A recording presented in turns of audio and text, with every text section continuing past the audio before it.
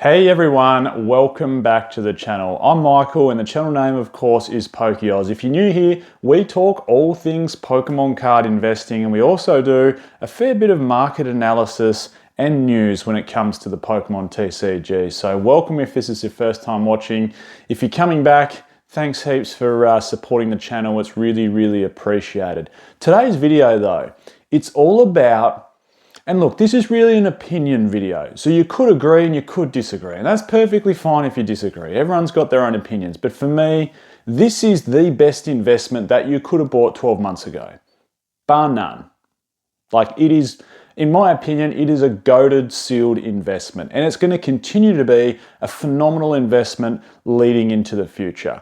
And I want to build a little bit of mystique around it because we can't give away all the cards straight away, but I'll tell you exactly what it is in about 30 seconds. But the whole point of this video is to point out what that product was, how it's performed over the last 12 months, where I see it going in the future, but more importantly, what we can learn from this product and then transfer on to other purchases to make sure we're making good decisions when it comes to sealed Pokemon card investing. Well, I guess let's just reveal it, hey? The best investment, in my opinion, over the last 12 months and leading into the future is the Sword and Shield Ultra Premium Collection, or as it's more commonly known, the Charizard UPC. And like I said, you can agree or disagree. And this is one of those investments that I guess the data says other things perform better than it in the last 12 months. Like, you know, a Lost Origin booster box or a Fusion Strike booster box or probably even an Evolving Skies booster box performed better than this in the last 12 months. But there's just something about this product that in my opinion is quite magical. I think it's a phenomenal product. It was a phenomenal pickup 12 months ago.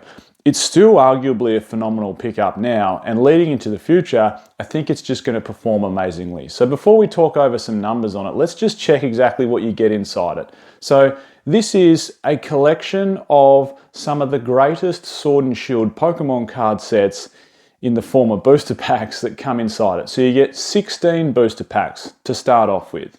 And that is a collection of sets like Evolving Skies, Fusion Strike, Brilliant Stars, Lost Origin, Astral Radiance. This came out during the time of Lost Origin, so it's right towards the latter end of the Sword and Shield period. There are a couple of not so popular packs inside there like Darkness Ablaze and Vivid Voltage, but I'm pretty sure you only get one of each. So predominantly you're getting phenomenal. You're getting a collection of some of the greatest Sword and Shield booster packs inside this Ultra Premium collection. Not only that, you're getting metal dice and the coins and counters that you get inside there. So they're metal, which is massive compared to say the Greninja UPC that got released about 6 months ago where everything's just plastic inside there. You're getting one of the best Godzilla looking playmats we've seen in quite some time. It's a phenomenal looking playmat. And those three promos are just absolutely goated. They are three of the best promos I've ever seen come out of a collection box, an elite trainer box, whatever it might be, whatever could have a promo inside it. These promos are phenomenal. And not only that, and look, I know it felt like Charizard got some overkill during the Sword and Shield era, but this was good. This was a good product, you know. This wasn't a bad Charizard product. And on top of that, you know, the box itself just looks premium, doesn't it? So that's what the box was. To talk you through some numbers over the last 12 months, at its low point, which was pretty much bang on 12 months ago, it was $106 US. And I can remember a lot of commentary around it. Oh, you know, it's going to sit there for a long time. It's going to be slow and steady. You know, it's going to be too slow. And right at the end, so now 12 months later, we're sitting at $263 US. Now I've spoken about this UPC before and said, this won't see drastic climbs, like it won't see 300% increases. But hey, look, we've seen about 150% increase. In fact, it's probably gone up a touch quicker than what I thought it would. You know, I was suggesting this thing will probably move up, you know, that $5 to $10 a month over the next 12 months. And, you know, I spoke about this when it was $100 US last, well, summer in Australia, winter in America, last summer/winter. I spoke about it and I said $100, I would expect this to move up $5 or $10 over the next 12 months. And it's going to be somewhere between, you know, $180 to $220 US. And we're at $263 US dollars, which just shows the strength of this product. There is just something goated about this product. It is phenomenal. Before we move on to the reasons of, or I guess not so much reasons, but points what we can learn off this product, because this is going to continue to be a stellar product moving into the future. $263, it hasn't stopped yet. This will continue to climb. You can mark my words on that one. So before we jump into some reasons or what we can learn off it, I just wanted to give a shout out to today's video sponsor, which is of course the Collector app. There'll be a link in the description to download the Collector app. If you do have it, I urge you to update it as well if you've already got it, because there's some new updates in there. You can now unstack singles inside the app, which is a great feature. In case you don't know what it is, the Collector app is a great place to put all your singles and sealed TCG collectibles. Of course, in my world, it's Pokemon cards and predominantly Pokemon sealed product. It has up-to-date pricing daily from TCG Player and a few other sources. So you're always going to have accurate market pricing. It shows you total gains and losses, but hopefully gains. It'll give you that in a percentage, total dollar value. You can see what you're making on individual products. You can see how your whole collection's tracking. Phenomenal app, very easy to use. So again, links will be in the description for that. Back onto the video. What can we learn from the Charizard UPC? A few things, I think. The first one being high print run of a good product doesn't really matter all that much. And we saw it again, just as another example, we saw it with Evolving Skies. Evolving Skies was not short printed. It had a massive first wave. It had a lot of stock. And it wasn't sitting on shelves for 12 months, of course, where you could buy it at a decent price, but it was sitting there for long enough that you could pick it up at a decent price. It was easier to pick up Evolving Skies at retail than it is to pick up anything at retail at the moment. So that's a pretty big point, I think. But back onto the UPC.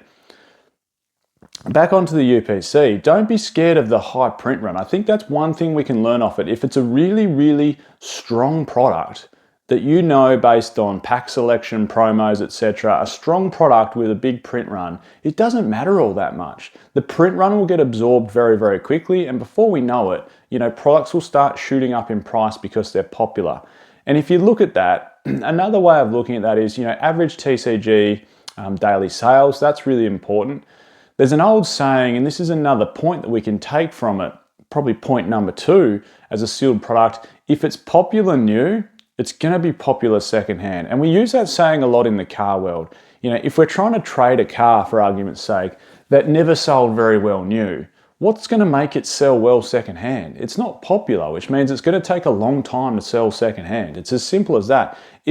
And we can translate that to the Pokemon card world. If a product is popular new, it's going to be popular secondhand, meaning it's going to be easier for you to liquidate your profit when you go to sell it. It's as simple as that. Popular products new are going to be popular secondhand.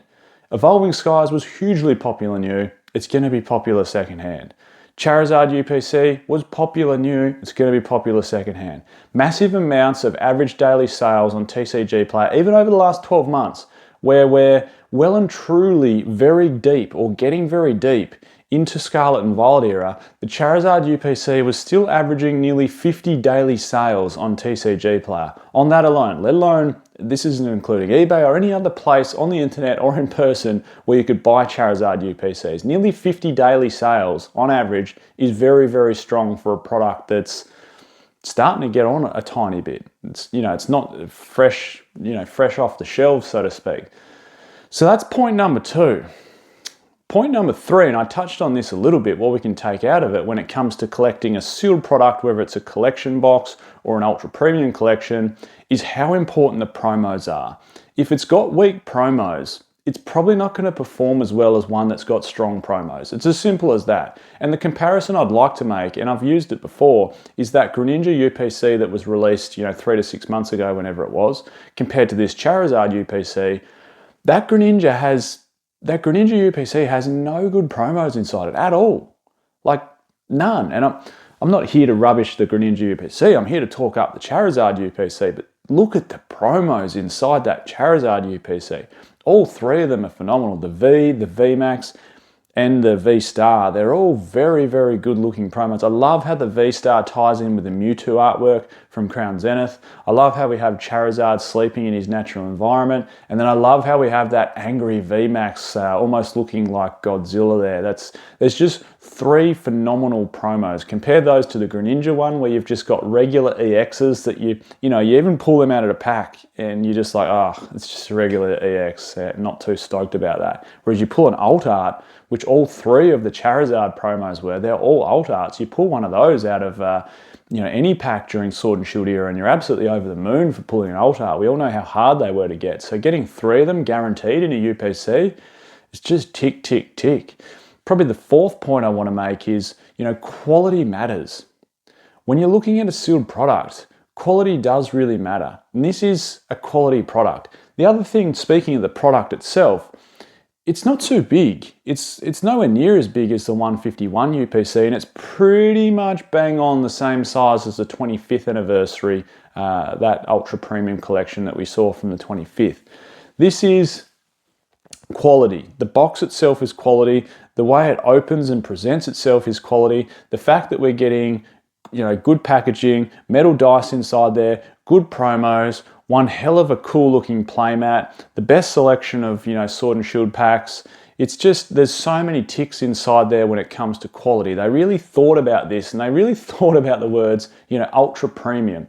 Those 2 words, and particularly, of course, the emphasis on premium, ultra premium. This needs to be a premium product where out of the gate, its retail price is pretty high, but for the consumer and the collector, you feel like you're getting something premium out of it. And finally, of course, and I've touched on this a couple of times already in this video, the other thing that really matters, or the final thing that really matters inside a sealed product, is the packs. And whether that's just a booster box, so if it's just a booster box, how good's the set? Because that's what you're going to pull from the packs, isn't it? What are the chase cards inside the set? How expensive are they? What are the grading plays? So if you, pull your chase card and it grades a 10, what sort of percentage profit are you going to make from grading a 10? How deep are the chase cards inside the set? How popular are the Pokemon inside those chase cards? All of those things matter when it comes to a sealed product and a booster pack, and that's no different when it's placed inside a collection box or an ultra premium collection. The better the pack selection, and the pack selection is based on how good the set is, the better the pack selection, the better product's going to perform. And if you look at this Charizard UPC, I want you to, I suppose, answer this question. Where's the fault in it? I can't answer that. I don't think there is one. Good packaging, good product, extremely premium feel, metal Dyson products inside it, 3 phenomenal promos, a great looking playmat, an awesome pack selection. Where's the fault in it? I even look, and just to compare it to something else that will be a phenomenal investment no matter what, because you're getting 16 Prismatic Evolutions booster packs inside there, but I even compare it to this new Prismatic Evolutions ultra premium or super premium collection, whatever they want to call it, coming out soon. And I look at that and I go, okay, you're getting 16 Prismatic Evolution packs, tick, that's phenomenal. The box itself looks good, tick, that's phenomenal. The cute little Eevee deck box holder, not my cup of tea, but it's probably a tick for most people. The playmat, in my opinion, also looks really cool. Some people have voiced that they don't really like it, but I like it. I think it's cool, tick. But then I look at the promos and I go, okay, you get what, an Eevee EX inside there, which isn't all that special. There's a cross. There's something wrong with that super premium collection. I'm not saying it's all wrong. There's heaps to like about it, but you can find a fault in it, and it's the promo. What if we got a random, like, some of the other products from Prismatic Evolutions? What if you got one random illustration rare of one of the 8 evolutions? So maybe that Eevee standard, and then you get one random illustration rare thrown in. I don't know. Then you can go, okay, well, that's a tick as well. Or what if you got, an illustration rare that showed Eevee and all 8 evolutions in some sort of, awesome artwork on a card? That would be a massive tick. And then you go, where's the fault in it? And you go, well, there isn't one. And that brings me straight back to the Charizard UPC, and you go, well, where's the fault in it? And it's like, you know what? There isn't really one. This has been a phenomenal investment and will continue to be a phenomenal investment. Again, you might disagree with me. I said this is an opinion video. In my opinion, that is one of the best, if not the best, investment you could possibly pick up in the last 12 months and will continue to be. If you got it around $100 US or cheaper, I think you're a rock star and you've made a really good decision. I'm Michael, this is Pokey Oz. Catch everyone next time.